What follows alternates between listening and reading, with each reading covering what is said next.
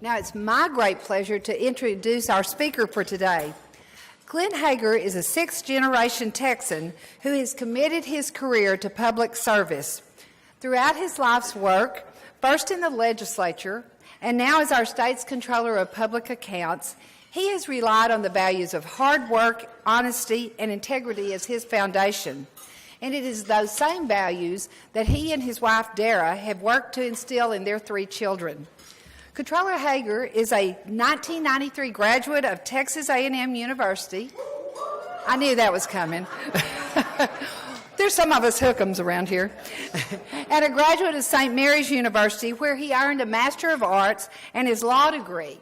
At the University of Arkansas, he went on to earn his Master of Law degree. Prior to being elected Comptroller in 2014, he served in the Texas House of Representatives and the Texas Senate, where he worked on a wide range of solutions to problems affecting Texans in areas such as public education, transportation, tax reform, government transparency, Second Amendment rights, water issues, and tort reform. As Texas Comptroller of Public Accounts, you know, he is the main money guy in Texas. And he serves as our treasurer, our check writer, our tax collector, a procurement officer, and revenue estimator. And he does have a bunch of other people to help him along the way, but he's the leader of all those important duties. And that's a really big job when you consider Texas is the world's 12th largest economy. Upon taking office, he reorganized the Comptroller's office for more effective decision-making and reduced its size by cutting inefficient programs and transferring others that didn't fit into the core mission of the Comptroller's office. When people think of government, they often gravitate toward the things you see in press conferences or what you hear during TV debates. But the real work of government, the hard work of government, often happens very far from those debates and from those TV spotlights and cameras. We at ACC are thrilled today to have Comptroller Hegar here today to give us a peek at the inside of government, the side of government that works every day to keep Texas open for business. Please join me in welcoming Comptroller Glenn Hegar.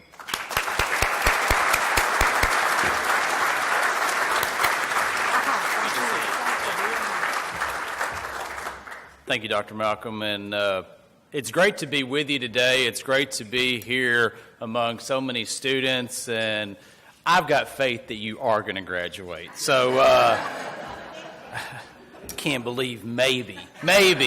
Come on. Yes, you will. I have faith you're going to get there. So, no, sorry, just picking on a little bit. But it's great to be here, and I tell you, as Comptroller of Public Accounts, you know, it's been an interesting time for me to come into service in this position, and as you heard, I wear many different hats. One of those hats is very front and center the day before a legislative session, when my job is to give the next forecast for how much money is coming in the Treasury. It's hard for the legislature, the 150 in the House, the 31 in the Senate, to put your next state budget together if they don't know how much money is coming in the Treasury. What do they have to work with? And if you can imagine, the day that I got elected in the office, oil prices was $74. Then the week before Christmas, when we put our revenue estimate together and put it to bed for presenting it here in there in a couple weeks back in 2014, oil had gone down to $60 a barrel. Then the morning I was to give the revenue estimate, I remember having all of a sudden a few of my panicked staffers come in and said, "Oh my goodness, did you see the news?" I said, "Yeah, I saw the news." One of the investment firms had decided that, well, they're going to lower oil prices down to what they suspect for 2015 to be $39. And you go, well, why is that important? Because my revenue estimate had $64 a barrel in it. And they said, well, what are we going to do? And I said, it's real simple. I said, I've already run some quick math. I know I'm an Aggie, but I can add, subtract. I got this part down. If you look at the fiscal year for the state of Texas, starts on September 1 of a given year. We had already been through 5 months through the fiscal year. In the fiscal year, roughly, we had an average of $80 oil. So you average it out for the rest of that year, and magically we somehow came up to our number of $64.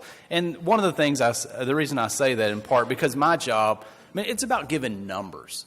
It's about giving facts. I was preparing for a speech that I have later in this week, and part of the theme is I was saying how in the Comptroller's office, as long as you do your job And as long as you're transparent with what the numbers are and telling people, then it's pretty boring. I mean, it can be a boring place. That's my job, is to keep it boring, because if it's not, it's your money. I mean, think about it. If you go back, I'm the 36th Comptroller of Public Accounts. Go back to Washington on the Brazos when we had our first Comptroller of Public Accounts. It's pretty interesting because we've had some very colorful characters that have held this position over time. One of them, I don't know if you remember, he accidentally forgot that his bank account was not your bank account. That wasn't a good idea. And then also we had one in 1902, and I decided when I came into office a bunch of different decisions I had to make. And one of the most fundamental decisions I made is that I was never going to fire somebody. And you go, well, maybe, do you have a sensitive heart? You don't want to fire nobody? No, that's not it. I've hired and fired people before. But I decided not to because of Robert Love. And you go, well, what did Robert Love do? He fired somebody when he was controller. And they didn't like being fired, and they went home, they got their gun, they came back and shot him. And so the Constitution requires me to have a deputy controller, and so Mike Reisig, my deputy controller, if you ever work in the controller's office, Mike's going to do the firing. So you're going to go see him, not me. Tell you a couple things about Texas. In coming into this office, and especially last year, and talking about the economy, we were talking about the economy a little bit at the table here just a minute ago, and if you look across this state, with lower oil prices, the contraction in the oil and gas industry, and knowing that Texas is very blessed. We're an extremely blessed state with a lot of natural resources, and no one ever really foresaw this fracking boom that was going to occur in West Texas, was going to occur in the Eagle Ford Shale and other parts of the state of Texas. And when that hit, so many people began to say, Glenn, are we having a flashback to the 1980s? And it's really interesting. I was up talking to the Wall Street Journal and talking to Bloomberg News and a few others here the other week, and one of the points that I wanted to make to them is that, yes, in the last 12 months, we've lost 60,000 jobs in the oil industry. That's very significant. We've lost 40,000 jobs in the manufacturing industry. It's extremely significant. If you're one of those individuals, it's very significant to you.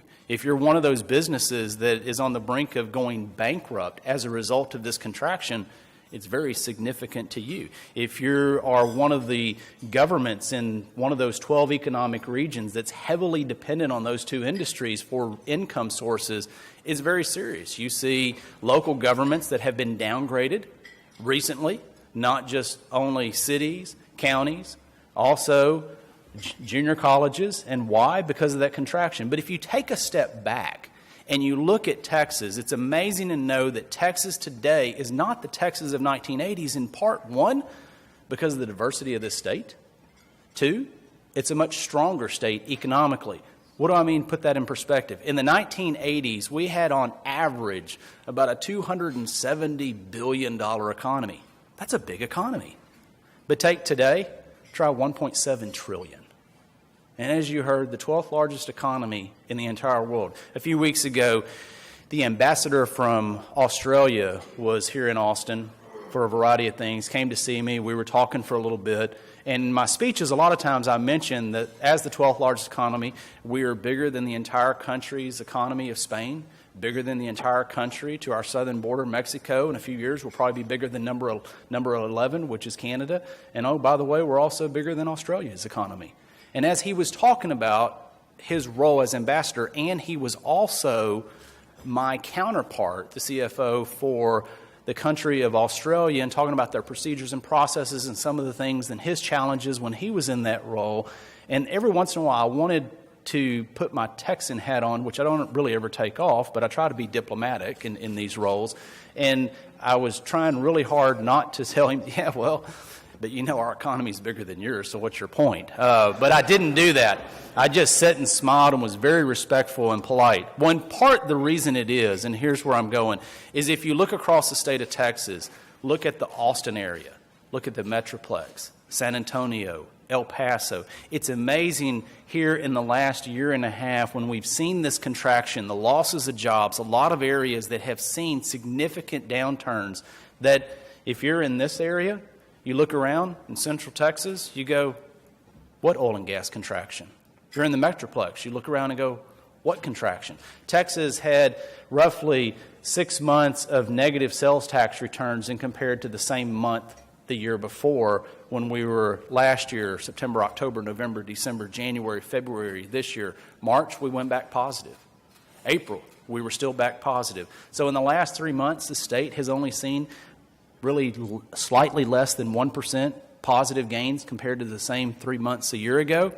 But right here in Austin, it's amazing to know that this area is 6% positive compared to those same 3 months a year ago. And why is that important? Because Austin, the Metroplex, San Antonio, also being El Paso and other areas, has helped prop up the state, and that shows the diversity of this state. A couple other points to know.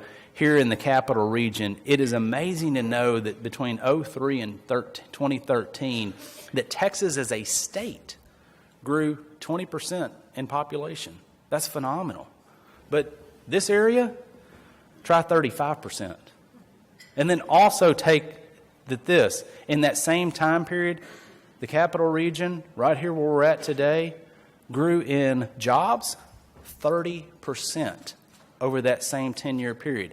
That's 6.5% higher than the national average.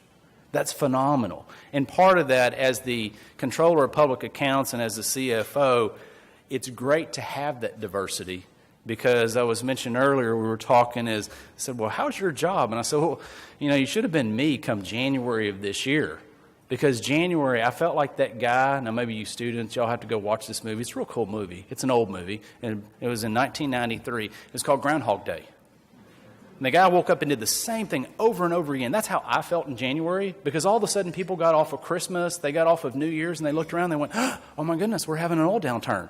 We're in the low 30s to high $28 for West Texas Intermediate crude, and what is that going to do to the Treasury? So every day, all I did was talk to the media, talk to legislators. And it's amazing, though, after you do it for about 30, 45 days, day in and day out, you get better in messaging. And so that's where I'll transition here about value of education. What many of you don't know is, yes, you heard on the bio, I got my undergraduate degree at Texas A&M University. I just had to put that in there one more time. But before that, I was one of those students that looked out and decided, where am I going to go to school? I was accepted into A&M, but I thought, wow, a kid from a little town called Hockley, Texas, if you blink when you drive down Highway 290, you miss it. That's how big it is. You blink, you miss it. My family's blessed. We moved there in 1846. We've been there ever since. So a kid that grew up on a family farming operation, that seemed pretty scary. So what did I do? I decided not to go, and I stayed at home.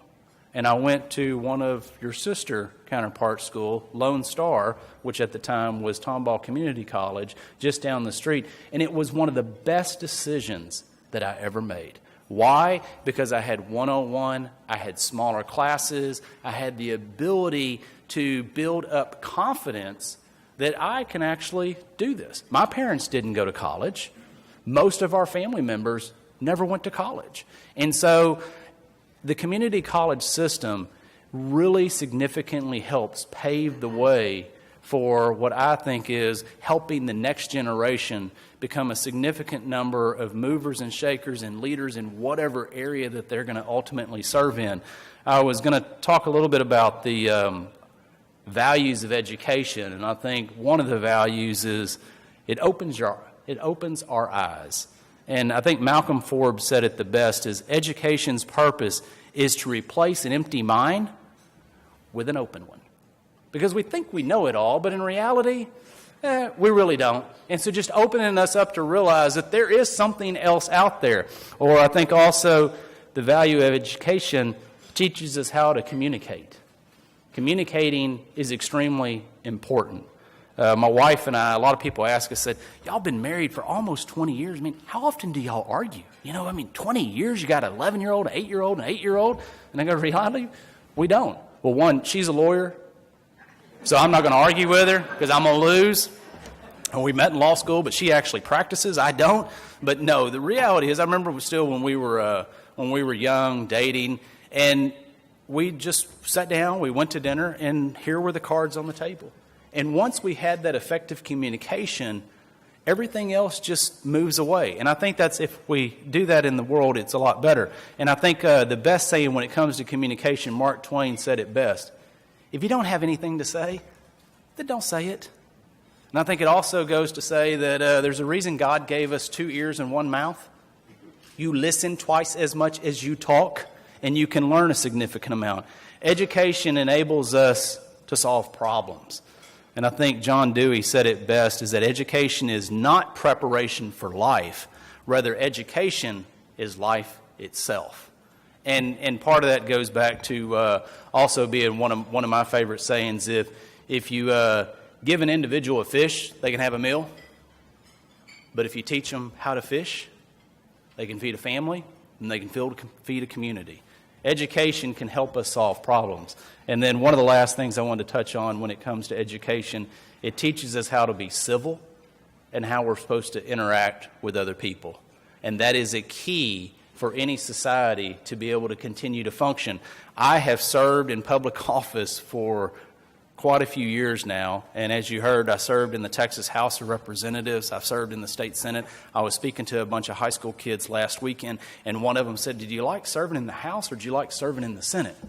And I said, "Well, there's 150 members in the House and there's 31 in the Senate. So what do you think?" Just from a mathematical standpoint. Well, no, really, because the House is a little bit rougher, a little bit tougher. The politics of it gets a little rougher at times, but I know people ask me all the time, say, "Glenn, I'm sorry you had to go through that. Those people, at that town hall meeting, I'll have to apologize if it's somebody from a local community." They said, "Wow, I'm sorry you had to go through that." And I said, "You think I haven't got tough skin over the years? If you serve in politics, you better be tough skinned." But I think that Teddy Roosevelt said it in part best when we talked about civility and education and teaching people how to interact with one another, when he said to educate a person in mind and not morality is to educate a menace for society. And there's a lot of truth to that. And so part of my point to the students and part specifically to you is that education is a tremendous asset for life. But it's also how you use it to communicate to others, and what are you going to do with it because you've been empowered with a significant opportunity that others don't get to have in life. So it's what are you going to do with it? Are you going to contribute to society? Or are you going to be, unfortunately, as Teddy Roosevelt said, a menace to society? Now, the reason we're here today is building tomorrow's leaders in the annual fundraiser. And when I was asked to be here today, it was an absolute yes. And why? Because of the center's mission. Public policy and public service, there is nothing higher calling. And the problem is you better be a little thick-skinned. You're not going to get paid the most rewarded out of jobs out in the workforce, but it's a significant mission, and someone needs to be able to try to help move society continuing in a direction. As I looked at my 3 kids this weekend, I firmly believe that a lot of the challenges are the reason that I ran for office originally back in 2002. A lot of those challenges still exist today, and they'll continue to exist in the future. We have challenges. But when I think about trying to tackle those challenges, at least from my vantage point, it's not necessarily how those challenges impact me, but how they impact them in future generations. And this center and the education is helping us create tomorrow's leaders here in Texas. Texas is a really bright, shining spot. Last weekend, as I told some of the students, I guess I slipped up and I said that, did I tell you that we're the 12th largest economy in the world? And one of the little girls, she goes, yeah, about 10 times. And then I had another one of the kids raised her hand. I was engaging them into the conversation. I said, so tell me, what about you? What did you learn today? What did you learn today? So what did you learn today, and what do you want to do in life? So I was engaging them, and some of them were trying to hide their heads on the desk and not be asked questions. And so in engaging them, and one of them said, she looked at me, and I said, what's your question? And she said, why are you so excited to be a Texan? And I said, and you're not? And so, you know, in part, I'm excited to be a Texan because, one, we have a government that only meets 140 days every 2 years.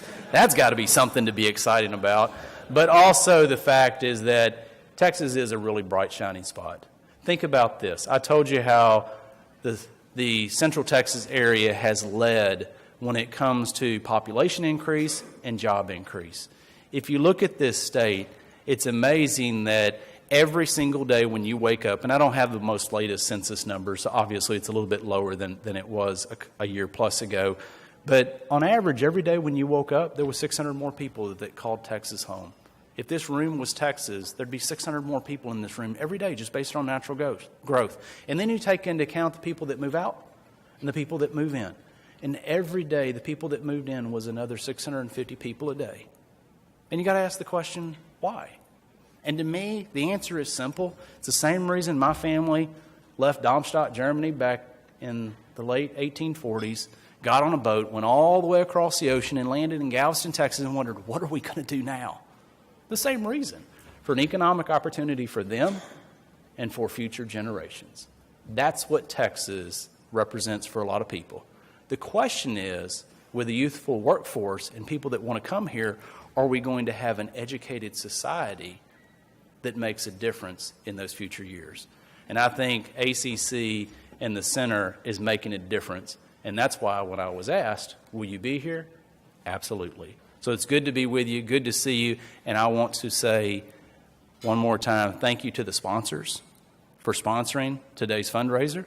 Because if it wasn't for you, those 130 plus interns that have had an opportunity to play a role in government and learn what it's like to be a civil servant would not have occurred.